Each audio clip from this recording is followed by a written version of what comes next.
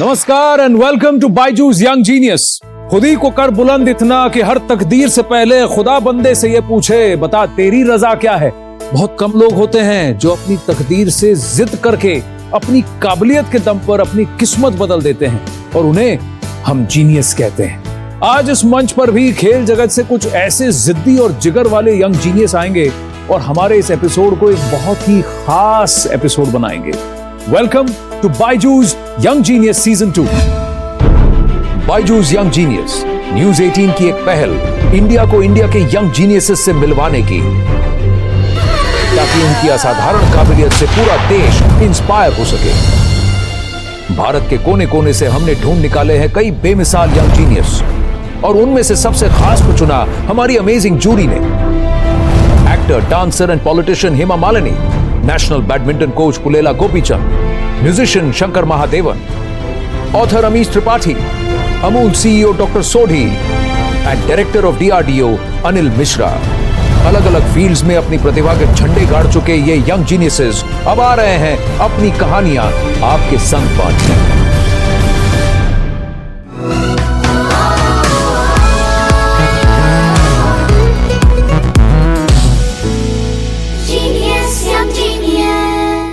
मैं हूं आनंद नरसिम्हन, इस सफर में आपका साथी और सूत्रधार।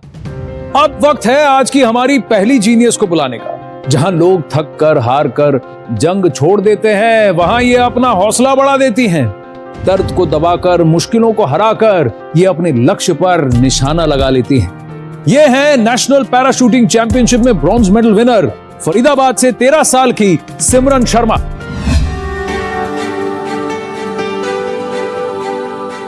जब मैं राइफल में अपनी बुलेट लोड करती हूँ तो मुझे सिर्फ बुल्सआई दिखता है। हम जगमगाएंगे। मैं हूँ सिमरन शर्मा, मैं एक नेशनल पैरा राइफल मेडलिस्ट हूँ। शूटिंग एक बहुत ही अलग स्पोर्ट है, इसमें बॉडी और माइंड दोनों का ट्यूनिंग होना बहुत ही जरूरी है। और जब मैं प्रैक्टिस करती हूँ तो मैं अपने लाइफ के सारे सेटबैक, सारी टेंशन्स भूल जाती हूँ और सिर्फ मेरा फोकस टारगेट पे होता है। जब वो शूटिंग करती है 3-4 घंटे, वो उसके लिए इतने पैशनेट होते हैं, वो इतनी खुश होती है, वो चेहरे की जो खुशी है ना, मैं आपको डिस्क्राइब नहीं कर सकता। सिमरन बेसिकली शूटिंग के लिए ही बनी है। जब भी हम सिमरन को कोई टास्क देते हैं कि आप 60 शॉट चलाना है या 40 शॉट चलाना है, तो till the time she will not completed, वो कभी ये नहीं करती कि अभी मैं बंद कर दूं, सर रेस्ट हो कर लूं या मैं थक गई हूं। जब वो सिमरन 9 महीने की थी तब हम लोगों का एक अनफॉर्चुनेट एक्सीडेंट हुआ था, जिसमें कि सिमरन की मेजर स्पाइनल कोर्ड सर्जरी हुई थी and after that she was paralysed. शुरू के 1-2 साल तो बड़े टफ थे पूरी फैमिली के लिए। डॉटर तो मेरी वॉरियर है, उसको ना हमेशा ये रहता है कि मुझे कुछ करके दिखाना है। ऑल इंडिया जोनल जो होता है तो उसमें मैंने एक गोल्ड मेडल सीनियर कैटेगरी में और 2 सिल्वर मेडल्स जीते थे। जब मेरा नेशनल्स हुए थे तब मैंने एक ब्रोंज मेडल जीता था। मेरा ड्रीम है कि मैं 2024 में पेरिस पैरा ओलंपिक में इंडिया के लिए गोल्ड मेडल जीतूं।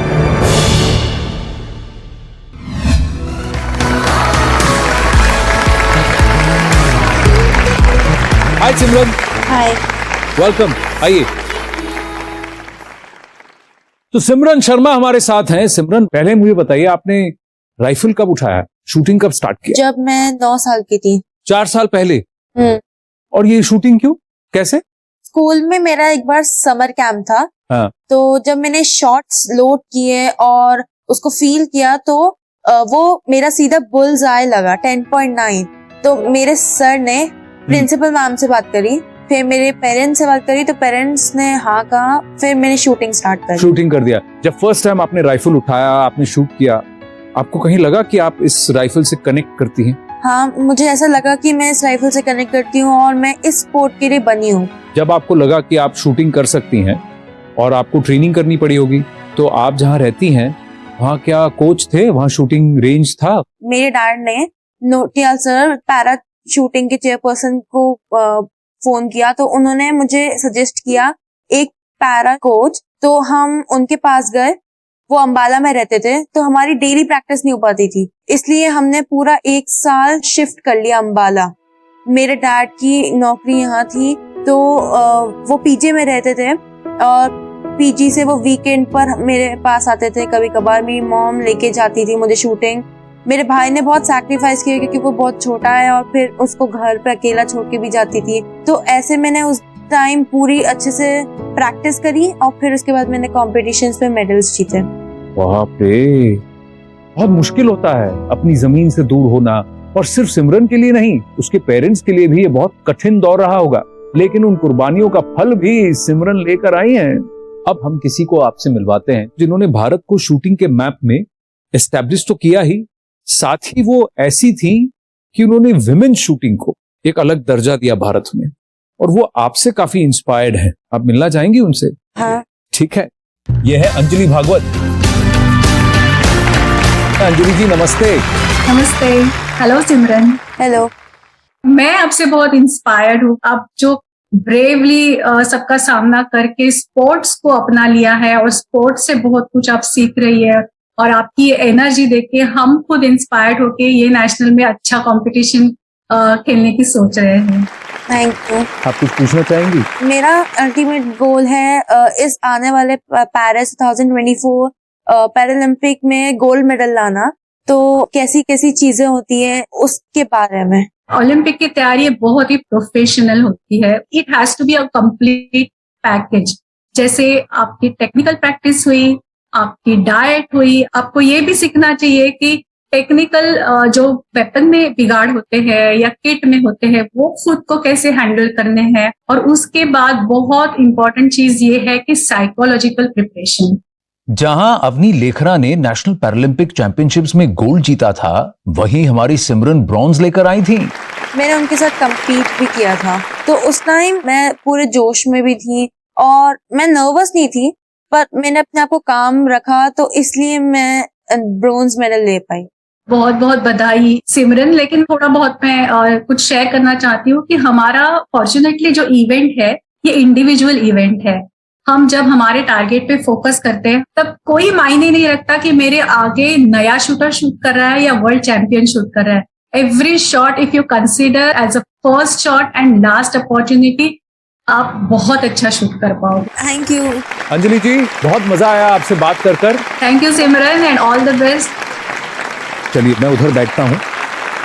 अच्छा, शूटिंग के अलावा आप और क्या करती हैं? बहुत सारी हॉबीज है मेरी, जैसे मैं स्विमिंग करती हूँ। स्विमिंग में मैंने स्टेट लेवल पे एक गोल्ड मेडल और एक ब्रोंज मेडल जीता है। वाव, हाँ। और मैं डांस करती हूँ। मैंने शामक दावा डांस में पार्टिसिपेट किया है 4 साल। मैंने उसमें एक ट्रॉफी भी जीती है। वाव, हाँ। और मैं पियानो बजाती हूँ, यूकेलेले भी बजाती हूँ। ऐसा कुछ है जो आप नहीं करती हैं? मुझे ऐसा लगता है कि मैं बिल्कुल नॉर्मल बॉडी जैसी हूँ, इसलिए हर चीज कर सकती हूँ मैं। वाह, आज हमारे एक खास मेहमान हैं। ये ना बच्चों में ढूंढते हैं ये जज्बा कि मैं कुछ भी कर सकता हूँ, और आज जिस स्पोर्ट में वो कोच हैं, उस स्पोर्ट में भारत का दबदबा है। Arjuna award winner, Dronacharya award winner, Padma Bhushan award से सम्मानित, देश की शान और यंग जीनियस सीजन 2 के जूरी मेंबर पुलेला गोपीचंद।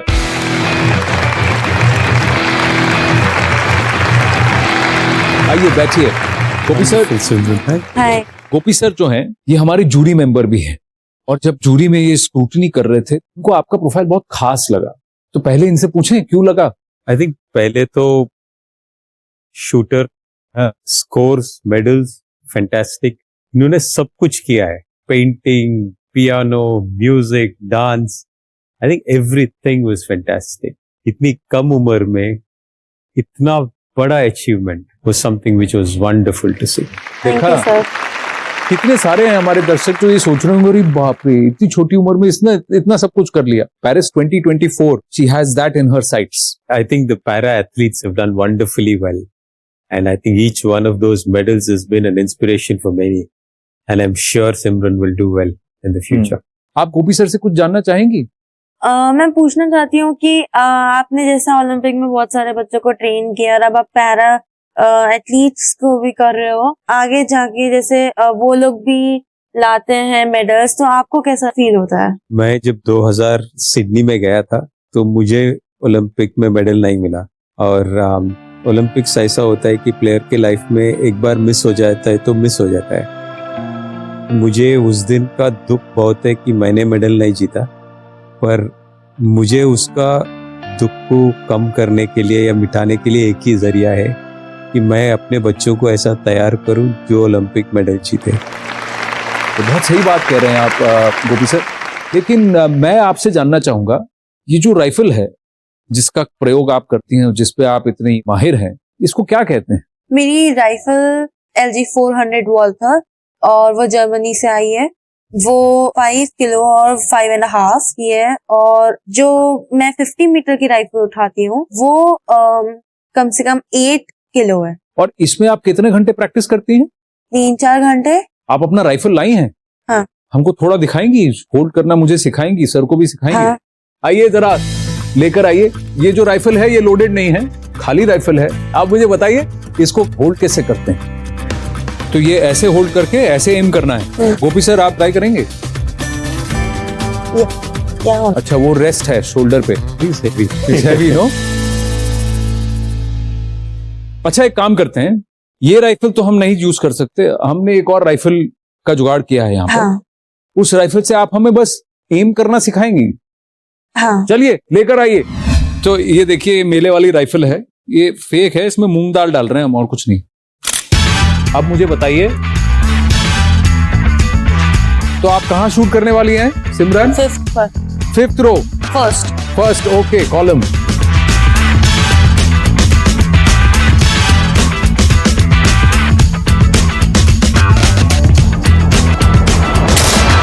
अरे बाप रे, 5th रो टॉप पे आपने शूट कर दिया। गोपी सर आपकी बारी है। सिमरन आप बताइए कौन सा एम करें? 6th रो 2nd।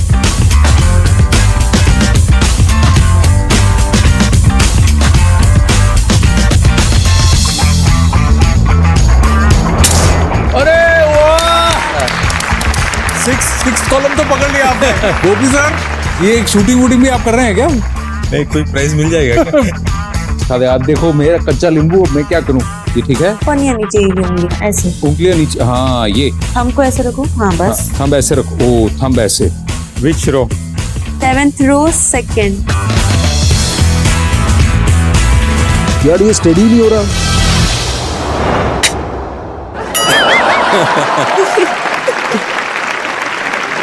फर्स्ट टाइम अच्छा। चलिए देखिए हमारे बस की बात नहीं है, इसीलिए मैं यहाँ पे होस्ट हूँ।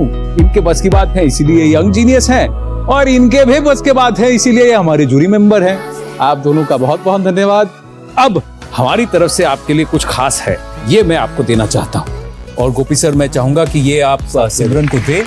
बायजूस की तरफ से एक यंग जीनियस की ट्रॉफी है, और इसी के साथ आपको मिलता है बायजूस की तरफ से 1 साल का subscription to the Byju's online learning programme. All the very very best, thank you so much. आइए मैं आपको छोड़ देता हूँ। मजबूत इरादों वाली सिमरन के बाद अब इस मंच पर आने वाले हैं फौलादी जिगर वाले एक यंग जीनियस। उनसे मिलने के लिए stay tuned, we will be right back. आपको हिम्मत किसने दी? पापा ऐसे सिखाते नहीं थे कि तू निराश हो, मतलब गॉड की चीज थी, गॉड ने ले ली, हाँ। अपन क्या कर सकते? It's a big thing. है ना? To accept reality and move on is a big thing.